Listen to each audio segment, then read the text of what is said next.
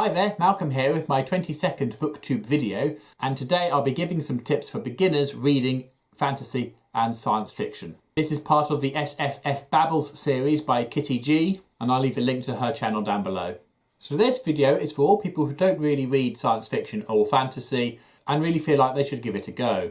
Now, to start off by saying, read what you want to read. If you're into historical, read historical. If you're into mystery, read mystery. If you're into contemporary, read contemporary. There's nothing wrong with reading what you're enjoying. However, if you do fancy trying something different, then fantasy or science fiction is definitely a good area to look at. And you won't have to look too hard to find that actually your favourite genre will fit within either science fiction or fantasy. If you like historical, there's a lot of time travel in science fiction, or period dramas with fantasy elements in them. The same goes for mystery, action, adventure, horror. In fact, you'll be hard pressed to find a genre or theme that won't fit into some science fiction or fantasy book that's out there. Now, for those of you who really don't know where to start, I've pulled out a few examples from my bookshelves. First up are Novelizations. This one is Primeval: A Rip in Time, which is adapted by Kay Woodward and is literally a screen-to-page adaptation of the first two episodes of the original Primeval series. Many popular shows and films will have a novelisation somewhere. So it helps if you are already familiar with the characters of the show or the film, and you can then read the novelisation. You're reading science fiction or fantasy, but you're still within your comfort zone. You might find that having read the novelisation, you might be interested in some other books within that franchise.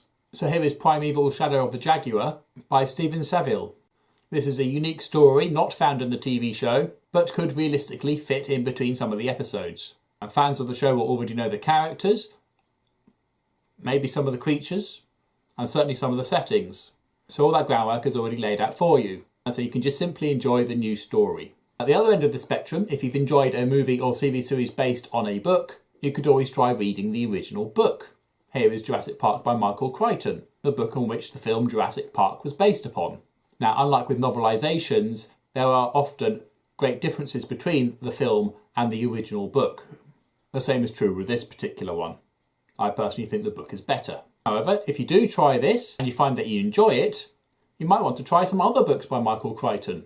Or alternatively, find some similar books. The Great Zoo of China by Matthew Riley, for example, is a similar premise to Jurassic Park, except this time they've bred real live dragons. This is an action-packed, thrilling story with dragons in it. Another good way of testing the waters for science fiction or fantasy is by picking up short story collections, such as this one, the Mammoth Book of Best Short SF Novels. Such books often feature many classic or modern good fantasy or science fiction authors, and by being shorter stories, there's less investment in each individual one. But short story collections are a very good way of finding authors that you quite like, or dismissing authors that don't quite work for you. And needless to say, once you found an author that you quite enjoyed reading, you can then seek out other books by that author. Many short story collections even follow a theme. So this one is the Mammoth Book of Apocalyptic Sci-Fi. And here's one I picked up from the library the other day, Galactic Games, a bunch of science fiction stories with a sporting or competitive theme. Now, some of you may find that reading a full-blown novel might be a bit too time-consuming or requiring more dedication than you're able to give at the time. Try graphic novels. Most libraries will provide a good selection of graphic novels for you to try out, the majority of which will be science fiction or fantasy.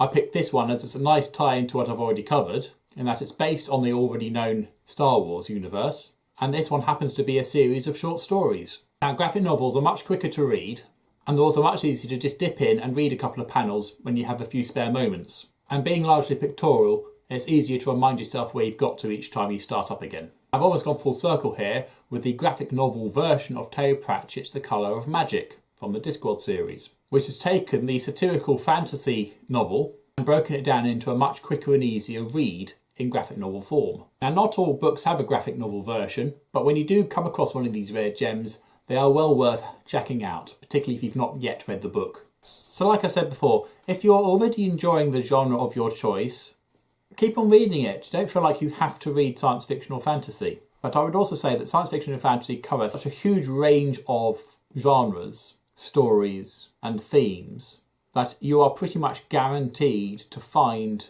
an author or a series or a type of story that suits you. Now, to all of you science fiction or fantasy readers out there, I'd like you to write in the comment section down below the author or series or novel in the science fiction or fantasy realm that got you reading science fiction or fantasy. Alternatively, if you have found this instructive, I'd dearly love to read your thoughts in the comments down below as well. But as always, if you have nothing nice to say, please keep it to yourself. Thank you. Until next time, see you later.